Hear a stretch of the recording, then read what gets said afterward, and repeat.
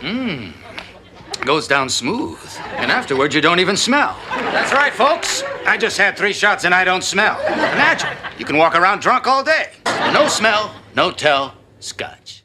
Hello again, Whiskey Whippers and Spirit Sippers. 1-1 here again, and today we found another one. We're going to be doing another compass box. This one's called the Orchard House. Sound good? Yes, sir! Oh man, I've been seeing a lot of reviewers doing stuff. I hear this is more like a sweeter whiskey, and coming from the rum world, you know I love the sweeter things, so I'm super excited, as usual, to taste this one. Could be right up my alley.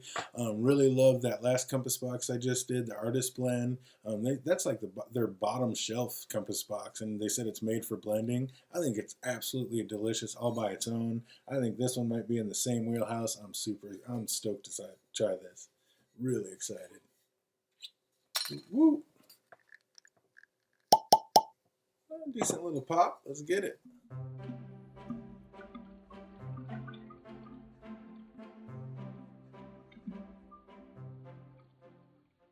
Oh, this is supposed to be fresh apple creamy goodness, I think. This is a blended scotch. Of course, it's a compass box, so there's no color added. All natural color. This one's coming in at 46% ABV, so you already know 92 proof. This one says Scotch whiskey, fragrant, sweet, and balanced. Well, we'll be the judge of that. Can't wait to taste this one. Oh man, this does smell light and crisp. It has like a light freshness to it. Oh man, sweet pears. I mean, it does have that apple fruitiness. Has a little bit of a malt funk to it. I don't think there's any peat in it. I mean, there could be, but there is just a slight malt funkiness. Overripe lemons almost. Oh, but just a malty vanilla sweetness in there too. Touch of like cinnamon, maybe a little bit of allspice. It's a little funkier than I thought. I thought it'd be, from what I was hearing, I thought it'd be like a little more like sweet smelling, like all just sweet, flowery. There isn't. There's a little bit of a malty funkiness to this one. Man. I have had this on the shelf way too long. It's like, man, I've slowed down on making the videos. I have so many that I need to get out, but I have not slowed down on the whiskey buy-in, so there's still plenty here, still plenty to come, and oh yeah, I've got a couple new bad boys in the edition, and they're coming. Be patient. There is just the more it sits in the glass, the more that malt funk kind of comes out over the sweetness. Just a little bit of grassiness to it. Yeah, this is not as sweet smelling as I thought it would be. There is a sweetness to it, but I thought it was going to be all sweetness. That's not the case. Oh man, I can't wait to try it. Let's get it. Slangeva. Interesting. Instead of the fruit bomb explosion I was expecting, it's almost like a oaky syrupiness. Like an oaky syrup. A little bit of salt. Definitely malt forward. It's more malt forward than like all the apples and like even the pears and stuff I was getting on the nose aren't as prevalent on the palate. It's really good. It's very tasty. But yeah, it's almost like a thick, oaky, syrupy, like pulpy, malty note. If that makes sense. But there, yeah, that maltiness it's there. It's nice. It smells delicious. Beautiful oak note. But yeah, the salty, oaky note is way more prevalent than the apples or fruit. Calling it Orchard House. I mean, there are some fruit notes there, but it's more of a malt forward note than it is a fruity note, I would say. Oh, that is nice. And man, there almost seems like just to be the tiniest bit. I'm not a fan of peat, but there does seem to be almost the tiniest little pinch maybe of peat in there. I'm not sure, but it does seem to like maybe just a tiny wisp of it. Man, just the tiniest little bit. Boy, that's nice. There's nothing wrong with that. Almost has like a Johnny Walker Green flavor to it. I mean, not quite, obviously not 100% that, but definitely leaning in that like Johnny Walker Green territory. It reminds me of that. Let's put a little drop of water in it and see what happens. See if we can't open up another flavor or two.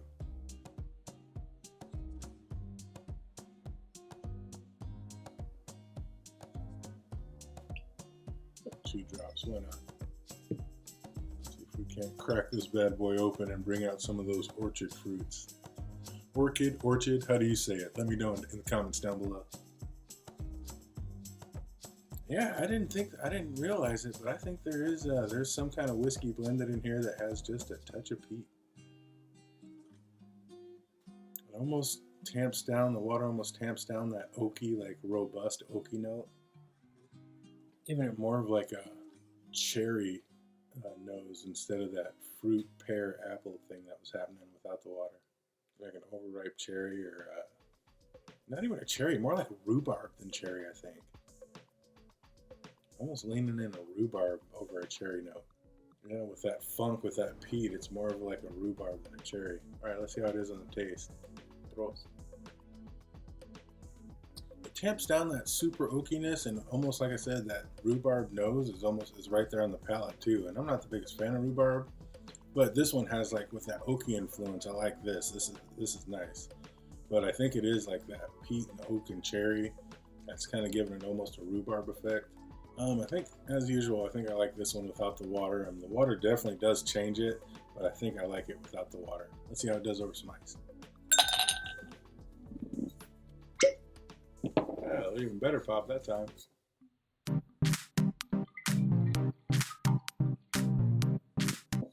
Oh, is this one of those scotches that's actually made to be over ice with a name like Orchard House or Orchid House, however you want to pronounce it? Seems like it might be more of a sweetness right over the ice right away. Sweet cream, vanilla cream, buttercream. Yeah, just a light creamy note. A little bit of that wisp of like peat is there. I mean, it's so back there. I mean, if you hate peat, like it's not going to bother you. It's just the tiniest little, like Bunnahabhain 12. Like, you know, that has the tiniest bit of peat, and that's one of the best whiskeys out there. It's kind of like that, just barely there, just a nip of it. And there, that freshness is back over the ice. All right, we don't want it to get watered down. Let's see how it tastes. Come by. Peat almost, I'm going to say it's peat for sure. I mean, it seems like it's ramped up even more over the ice. But like a little peaty, oaky popsicle with like a rhubarb tinge on the back end. A rhubarb oaky peaty popsicle. With a nip of salt on there. Boy, that's almost, never gotten that before, but I almost got like an olive flavor right there in the back end with the ice and the whiskey mix. And yeah, it was almost like an olive note right there, like a salty, tart olive tinge. Never gotten that in whiskey before. I like it. Nothing wrong with it. Completely different than what I thought I was going to get. I thought it was going to be a whole lot sweeter, more apples, fruit, crispness.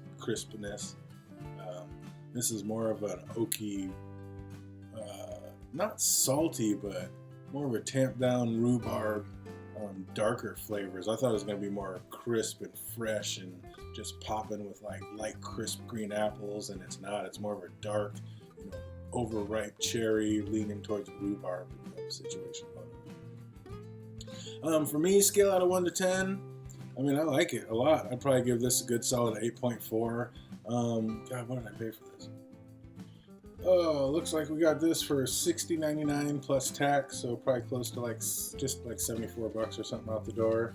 So, you know, not too terribly expensive. It is a blend. It's not a single malt, but the more it stays in the glass with that salty oaky note, it's leaning more like in the Game of Thrones, the Night's Watch one. It's more like the Oban. It's almost leaning more in that Oban Bay Reserve territory. And I'm excited I finally caught up to an Oban Bay 14 on my last poker trip, so I brought that home, of course, along with the old E.H. Taylor there. So look forward to those reviews coming up. But yeah, with that saltiness, it's almost leaning in more like an Oban, like a cross between Johnny Walker Green and an Oban Bay taste. So yeah, price, taste, flavor. And as you know, I always do first impressions, so just cracking it right out of the bottle. That's what I'm going to give it, 8.4, 8.5. It's right there. Nothing wrong with it, right down the middle. And yeah, I'd be happy to serve it up to friends. I'm sure it makes some mean cocktails too, if you're into that. So that's going to do it for me. I hope everybody out there is having an absolutely fantastic week, and it only gets better from here. And until we see you next time, cheers.